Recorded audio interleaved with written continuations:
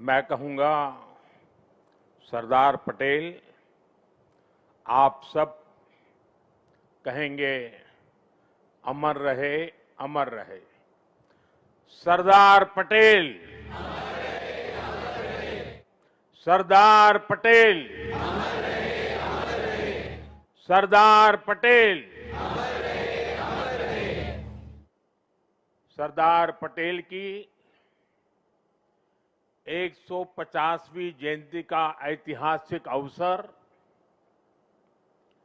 एकता नगर की ये दिव्य सुबह, ये विहंगम दृश्य सरदार साहब के चरणों में हमारी उपस्थिति, आज हम सब एक महान क्षण के साक्षी बन रहे हैं। देश भर में हो रही एकता दौड़, रन फॉर यूनिटी, कोटि कोटि भारतीयों का उत्साह, हम नए भारत की संकल्प शक्ति को साक्षात महसूस कर रहे हैं। अभी यहां जो कार्यक्रम हुए,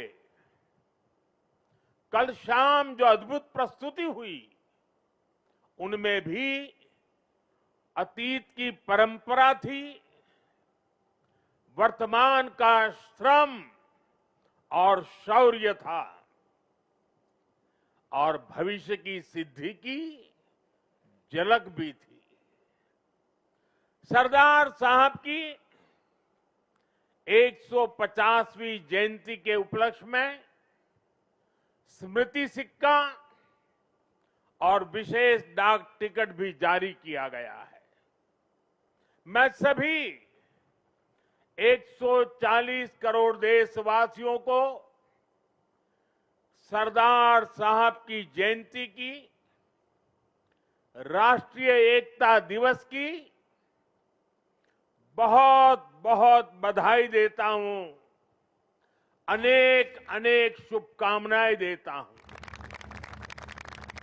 साथियों, सरदार पटेल मानते थे कि इतिहास लिखने में समय नहीं गंवाना चाहिए, हमें तो इतिहास बनाने के लिए मेहनत करनी चाहिए।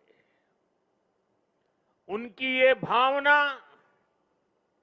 हमें उनकी जीवन गाथा में दिखाई देती है। सरदार साहब ने जो नीतियां बनाई,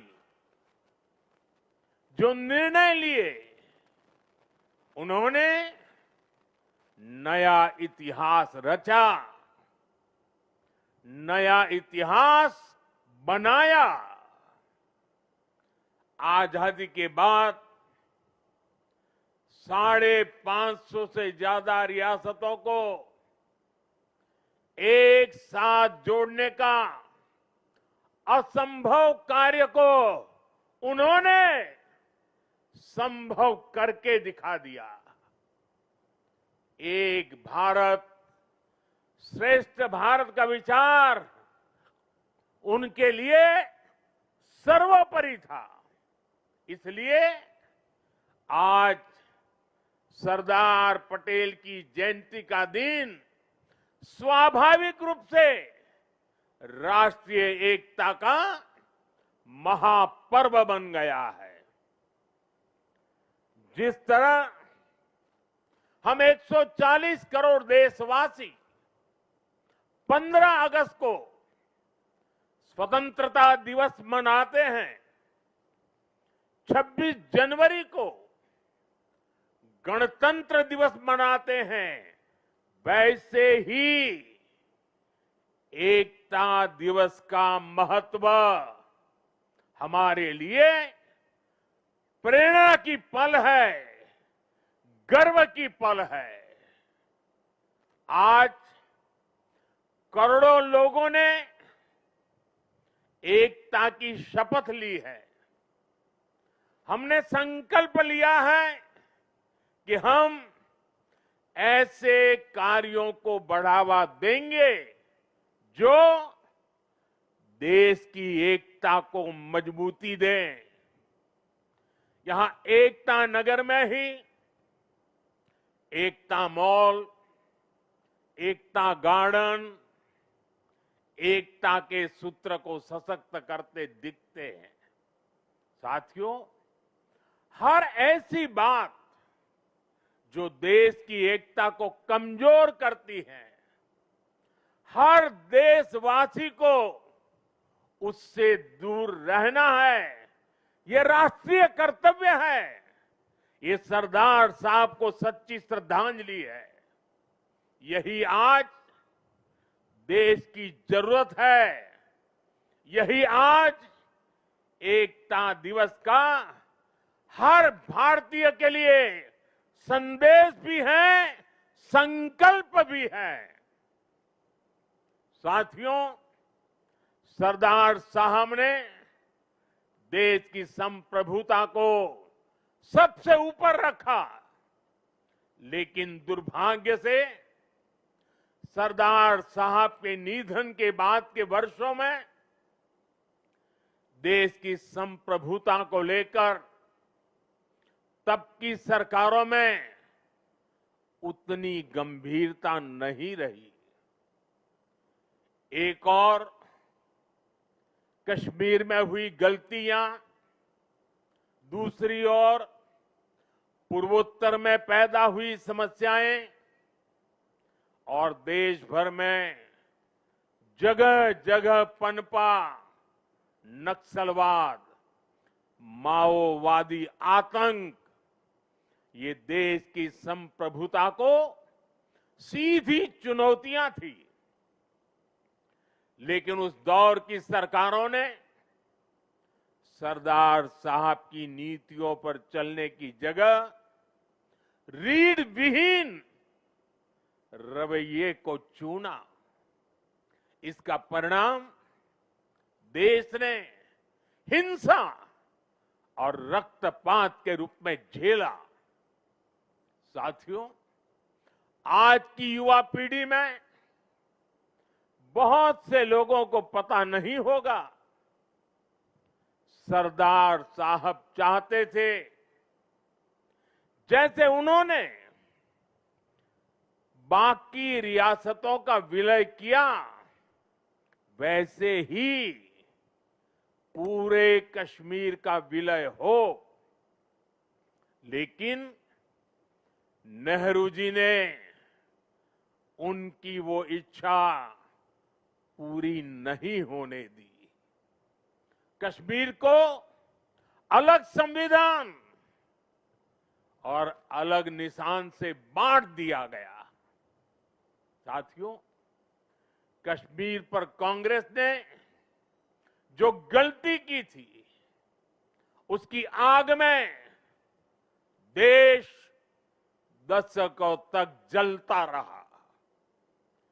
कांग्रेस की लचर नीतियों के कारण कश्मीर का एक हिस्सा पाकिस्तान के अवैध कब्जे में चला गया।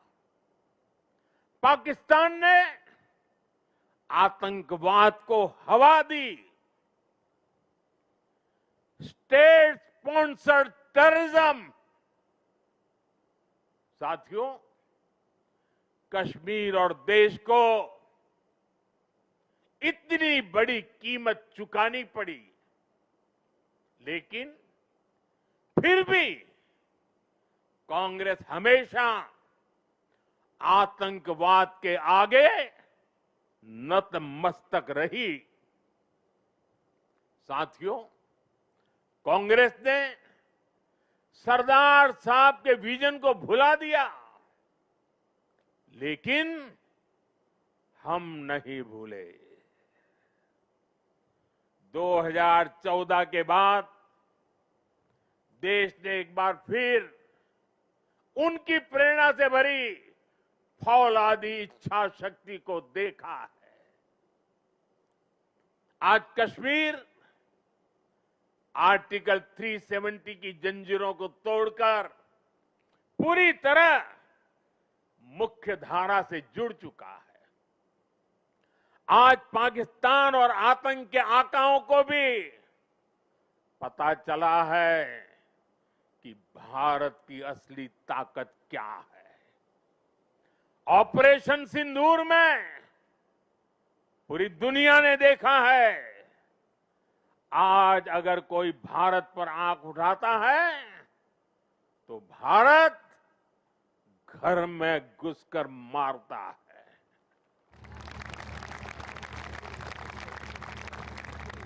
हर बार भारत का जवाब पहले से बड़ा होता है, पहले से ज्यादा निर्णायक होता है। ये भारत के दुश्मनों के लिए एक संदेश भी है। ये लौह पुरुष सरदार पटेल का भारत है। ये अपनी सुरक्षा और सम्मान से कभी भी समझौता नहीं करता है। साथियों, राष्ट्रीय सुरक्षा को लेकर पिछले 11 साल में भारत की सबसे बड़ी सफलता है नक्सलवाद, माओवादी आतंक की कमर तोड़ना। 2014 से पहले हमारे देश में हालत ऐसी थी कि देश के भीतर, देश के बीचों बीच नक्सली माओवादी अपनी हुकूमत चलाते थे। नक्सली क्षेत्रों में देश का संविधान नहीं चलता था। पुलिस प्रशासन वहां काम नहीं कर पाता था। नक्सली खुलेआम नए नए फरमान जारी करते थे, सड़कें नहीं बनने देते थे, स्कूल, कॉलेज और हॉस्पिटल को बम से उड़ा दिया जाता था और शासन प्रशासन उनके आगे लाचार नजर आता था। साथियों, 2014 के बाद हमारी सरकार ने नक्सलवाद, माओवादी आतंक पर प्रचंड प्रहार किया। हमने शहरों में बैठे अर्बन नक्सलियों के समर्थकों, अर्बन नक्सलियों को भी किनारे लगाया। हमने वैचारिक लड़ाई भी जीती और नक्सलियों के गढ़ में जाकर उनसे मोर्चा लिया। इसका परिणाम आज देश के सामने है। 2014 के पहले देश के करीब 125 जिले माओवादी आतंक की चपेट में थे। आज ये संख्या केवल 11 बची है और उसमें भी सिर्फ 3 जिलों में ही नक्सलवाद अभी भी कुछ गंभीर रूप से हावी है।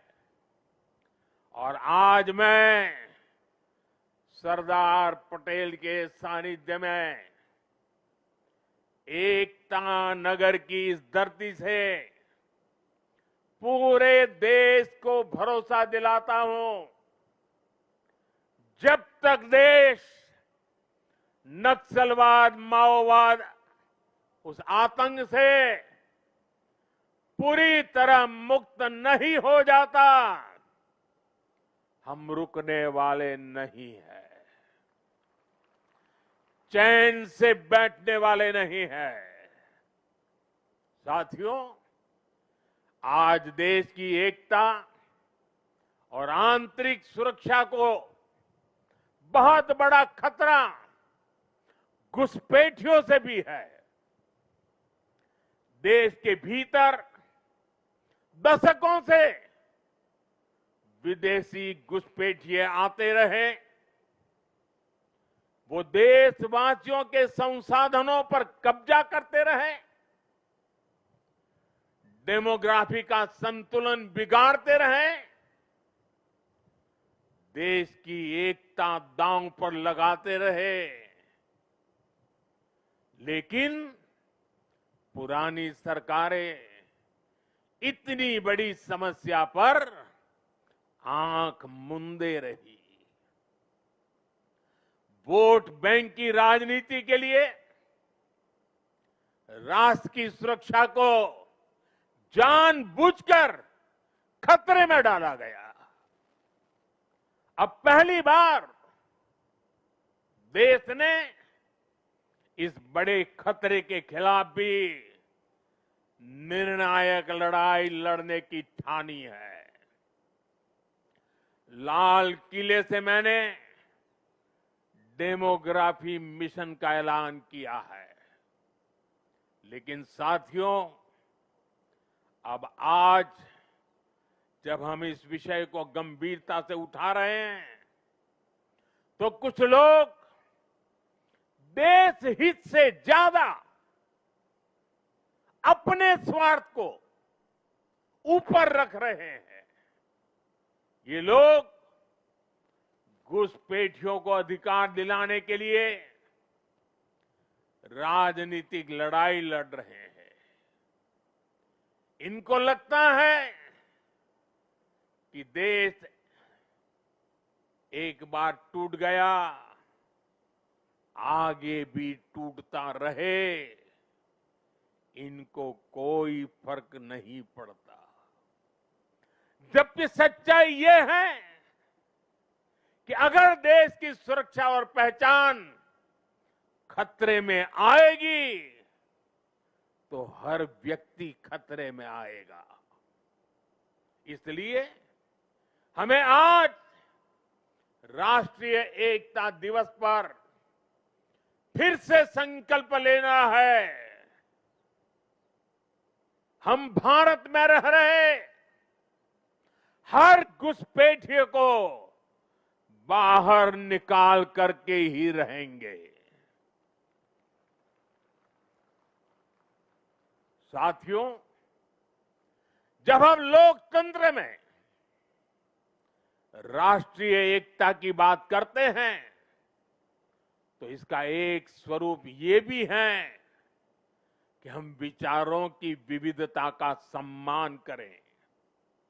लोकतंत्र में मतभेद स्वीकार्य है, मनभेद नहीं होना चाहिए। लेकिन विडंबना देखिए, आजादी के बाद जिन लोगों को देश ने दायित्व सौंपा, उन्हीं लोगों ने वी द पीपल की स्पिरिट की हत्या करने का प्रयास किया। उन्होंने अपनी सोच और विचारधारा से अलग हर व्यक्ति और संगठन का तिरस्कार किया, उसे डिस्क्रेडिट करने की कोशिश की। देश में राजनैतिक छुआछूत को एक कल्चर बना दिया गया था। हम सभी को पता है, कांग्रेस सरकारों में सरदार पटेल और उनकी लेगेसी के साथ क्या क्या हुआ है। इन लोगों ने बाबा साहब आंबेडकर के साथ जीते जी और उनके जाने के बाद भी क्या किया, नेताजी सुभाष चंद्र के साथ क्या किया, डॉक्टर लोहिया और जयप्रकाश नारायण जैसे लोगों के साथ भी कांग्रेस ने यही किया। इस साल राष्ट्रीय स्वयंसेवक संघ के आरएसएस के 100 वर्ष पूरे हुए हैं। संघ पर भी कैसे कैसे हमले किए गए, षड्यंत्र किए गए। एक पार्टी एक परिवार के बाहर हर व्यक्ति और हर विचार को अछूत बनाने की भरसक कोशिश हुई। भाइयों और बहनों, हमें गर्व है कि हमने देश को बांटने वाली इस राजनीतिक छुआछूत को खत्म किया है। हमने सरदार पटेल की स्टैच्यू ऑफ यूनिटी बनाई। हमने बाबा साहब के पंच तीर्थ बनवाए। दिल्ली में बाबा साहब का घर, उनका महापरिनिर्वाण स्थल कांग्रेस के दौर में उपेक्षा की वजह से दुर्दशा का शिकार था। हमने उस पवित्र स्थल को ऐतिहासिक मेमोरियल में बदला है। कांग्रेस के समय में सिर्फ एक पूर्व प्रधानमंत्री के नाम पर म्यूजियम था। हमने देश के अब जितने भी पीएम हुए हैं, उन सब के योगदान को समर्पित राजनीतिक छुआछूत से ऊपर उठ करके पीएम म्यूजियम बनाया है। हमने कर्पूरी ठाकुर जैसे जननायक को भारत रत्न दिया। पूरे जीवन कांग्रेस को समर्पित रहने वाले प्रणब दा को हमने भारत रत्न दिया और विरोधी विचार वाले मुलायम सिंह यादव जी जैसे नेता को भी हमने पद्म पुरस्कार से सम्मानित किया। इन फैसलों के पीछे सोच यही थी कि राजनैतिक मतभेदों से ऊपर उठकर देश के लिए एकजुट होने की भावना मजबूत हो। ऑपरेशन सिंदूर के बाद विदेशों में गए हमारे सर्वदलीय प्रतिनिधि मंडल में भी हमने एकता की इस झलक को देखी है। साथियों, राजनीति हितों के लिए देश की एकता पर प्रहार की सोच ये गुलामी की मानसिकता का हिस्सा है। कांग्रेस ने अंग्रेजों से केवल पार्टी और सत्ता ही नहीं पाई, बल्कि कांग्रेस ने गुलामी की मानसिकता को भी आत्मसात कर लिया था। आप देखिए, अभी कुछ दिन बाद ही हमारे राष्ट्रगीत वंदे मातरम के 150 साल होने जा रहे हैं। 1905 में जब अंग्रेजों ने बंगाल का विभाजन किया, उसके प्रतिरोध में वंदे मातरम हर देशवासी का स्वर बन गया था। वंदे मातरम देश की एकता और एकजुटता की आवाज बन गया था। अंग्रेजों ने वंदे मातरम बोलने की बात तक बैन लगाने की कोशिश की थी। अंग्रेज इस कोशिश में कभी भी कामयाब नहीं हो पाए। कई हिंदुस्तान के कोने से वंदे मातरम का नारा गुंजता ही रहा। लेकिन जो काम अंग्रेज नहीं कर पाए, वो काम कांग्रेस ने कर दिया। कांग्रेस ने मजहबी आधार पर वंदे मातरम के एक हिस्से को ही हटा दिया। यानी कांग्रेस ने समाज को भी बांटा और अंग्रेजों के एजेंडे को भी आगे बढ़ाया। और मैं आज एक बात बहुत जिम्मेदारी से कह रहा हूं, जिस दिन कांग्रेस ने वंदे मातरम को तोड़ने का, काटने का, विभाजित करने का फैसला लिया था, उसी दिन कांग्रेस ने भारत के विभाजन की नींव डाल दी थी।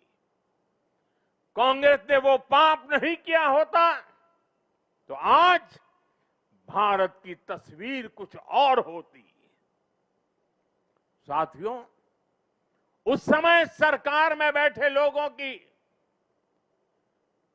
ऐसी सोच के कारण ही देश ने इतने दशकों तक गुलामी के प्रतीकों को भी ढोया। आप याद करिए, हमारी नेवी के झंडे से गुलामी का निशाना, गुलामी का निशान तब उतरा जब आपने हमें देश की सेवा करने का अवसर दिया, हमारी सरकार आई। राजपथ कर्तव्य पथ तब बना जब हमने ये बदलाव किया। आजादी की लड़ाई में क्रांतिकारियों के बलिदानों का स्थान अंडमान की सेल्यूलर जेल, उसे राष्ट्रीय स्मारक का दर्जा तब मिल पाया था जब मोरारजी भाई देसाई की सरकार आई थी। अंडमान के द्वीपों के नाम कुछ समय पहले तक अंग्रेजों के नाम पर ही थे। हमने ये नाम नेताजी सुभाष के नाम पर रखे। कई द्वीपों को परमवीर चक्र विजेताओं का नाम दिया। इंडिया गेट पर भी हमने नेताजी सुभाष की प्रतिमा लगाई। साथियों, देश की सुरक्षा में शहीद हुए जवानों तक को गुलामी की मानसिकता के कारण सही सम्मान नहीं मिलता था। हमने नेशनल वॉर मेमोरियल की स्थापना कर उन स्मृतियों को अमर बनाया। देश की आंतरिक सुरक्षा में भी 36,000 जवानों ने, ये हमारे पुलिस बेड़े के जवानों ने, देश को पता तक नहीं है, ये पुलिस बेड़े के ये खाकी वर्दीधारी लोगों ने 36,000 जवानों की शहादत हुई है। 36,000 शहीद होना यह आंकड़ा छोटा नहीं है। हमारी police, BSF, ITBP, CISF, CRPF, हमारे सभी अर्धसैनिक बल, इनके शौर्य को भी सम्मान से वंचित रखा गया। ये हमारी सरकार है जिसने पुलिस मेमोरियल बनाकर उन शहीदों को सम्मान दिया। मैं आज सरदार पटेल के चरणों में खड़े होकर के मैं देश भर में जिन जिन लोगों ने पुलिस बेड़े में रह करके सेवाएं की हैं, जो जो लोग आज पुलिस बेड़े में रह करके देश की सेवा कर रहे हैं, मैं सरदार पटेल के चरणों में खड़े रह करके आज मैं उनको सैल्यूट करता हूं। मैं उनका गौरव करता हूं, मैं उनका सम्मान करता हूं। आज देश गुलामी की मानसिकता के हर निशान को हटा रहा है। देश के लिए बलिदान देने वाले लोगों को सम्मान देकर हम राष्ट्र प्रथम की भावना को मजबूत बना रहे हैं। मेरे प्यारे देशवासियों, एकता राष्ट्र और समाज के अस्तित्व का आधार होती है। जब तक समाज में एकता है, राष्ट्र की अखंडता सुरक्षित है। इसलिए विकसित भारत के लक्ष्य तक पहुंचने के लिए हमें देश की एकता तोड़ने वाले हर षड्यंत्र को विफल बनाना होगा, एकता की ताकत से विफल बनाना होगा।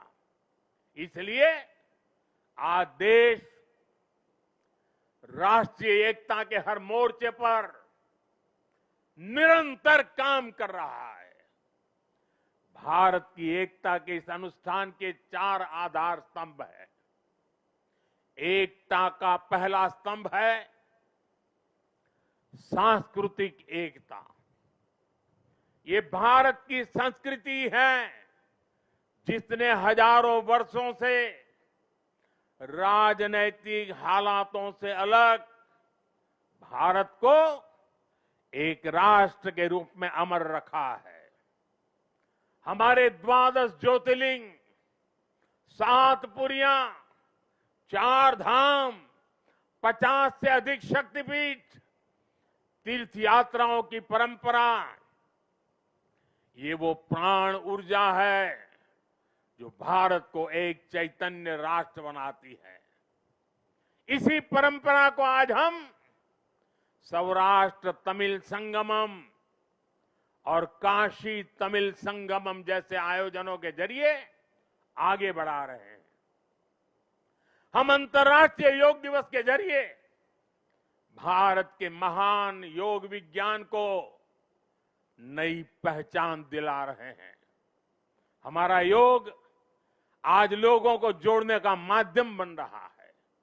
साथियों, हमारी एकता का दूसरा स्तंभ है भाषाई एकता। भारत की सैकड़ों भाषाएं और डायलेक्ट्स, बोलियां, ये भारत की खुली और रचनात्मक सोच का प्रतीक है। क्योंकि हमारे यहां किसी समाज ने, सत्ता ने या संप्रदाय ने कभी भी भाषा को अपना हथियार नहीं बनाया। एक भाषा को थोपने का प्रयास नहीं हुआ। तभी भारत भाषाई विविधता की दृष्टि से विश्व का इतना समृद्ध राष्ट्र बना है। हमारी भाषाओं ने संगीत के अलग अलग सुरों की तरह हमारी पहचान को सशक्त बनाया है। इसलिए साथियों, हम हर भाषा को राष्ट्रीय भाषा मानते हैं। हम गर्व से कहते हैं कि भारत के पास तमिल जैसी दुनिया की सबसे पुरानी भाषा है और हमें इसका गर्व है। हमारे पास संस्कृत जैसी ज्ञान की धरोहर है। इसी तरह हर भारतीय भाषा की अपनी खूबी है, अपनी साहित्यिक और सांस्कृतिक पूंजी है। हम हर भारतीय भाषा को प्रमोट कर रहे हैं।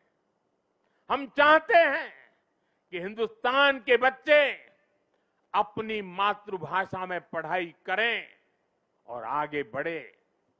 भारत के लोग देश की दूसरी भाषाओं को भी जानें, उनसे सीखें।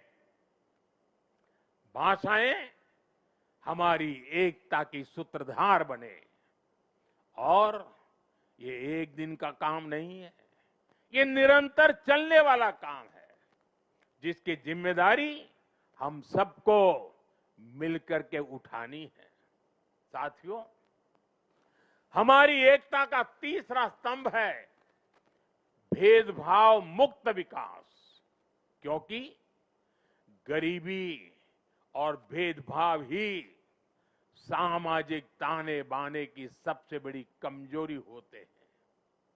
देश के दुश्मनों ने हमेशा इन कमजोरियों का इस्तेमाल किया है। इसलिए सरदार साहब गरीबी के खिलाफ देश के लिए दीर्घकालिक योजना पर काम करना चाहते थे। सरदार पटेल ने एक बार कहा था कि अगर भारत को आजादी 1947 के बजाय उससे भी 10 साल पहले मिल गई होती तो भारत 1947 तक भारत खाद्यान्न की कमी के संकट से मुक्त हो चुका होता। उन्होंने कहा था कि जैसे उन्होंने रियासतों के विलय की चुनौती सुलझाई, वो अन्न की कमी की चुनौती भी सुलझा कर ही रुकते। ये थी सरदार साहब की इच्छा शक्ति।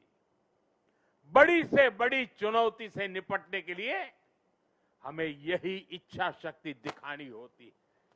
और मुझे गर्व है कि हमारी सरकार सरदार साहब के इन अधूरे संकल्प को भी पूरा करने में लगी है।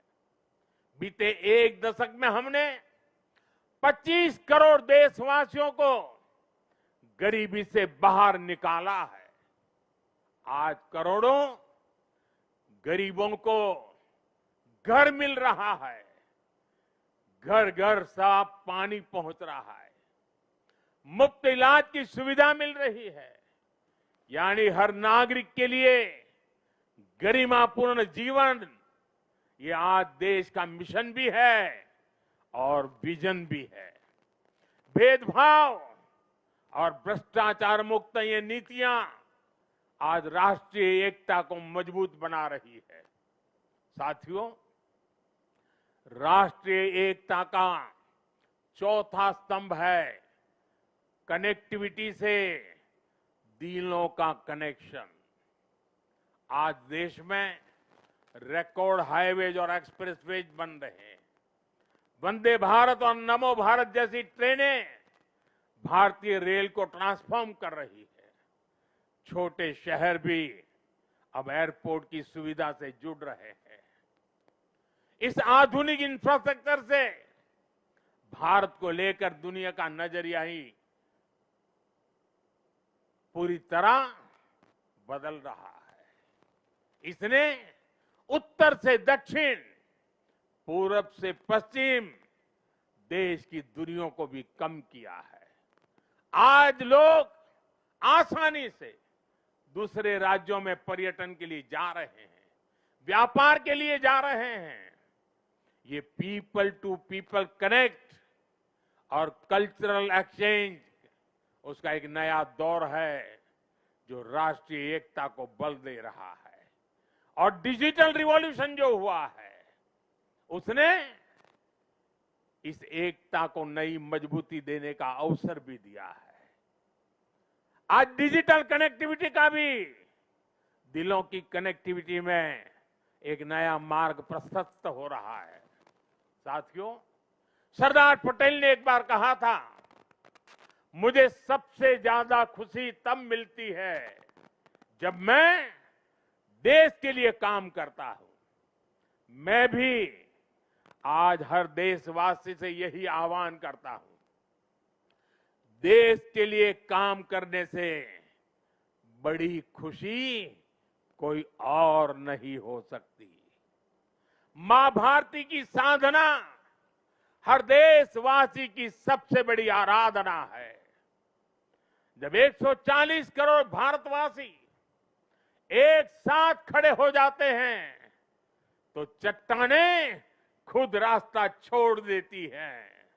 जब 140 करोड़ देशवासी एक स्वर में बोलते हैं तो वो शब्द भारत की सफलता का उद्घोष बन जाते हैं।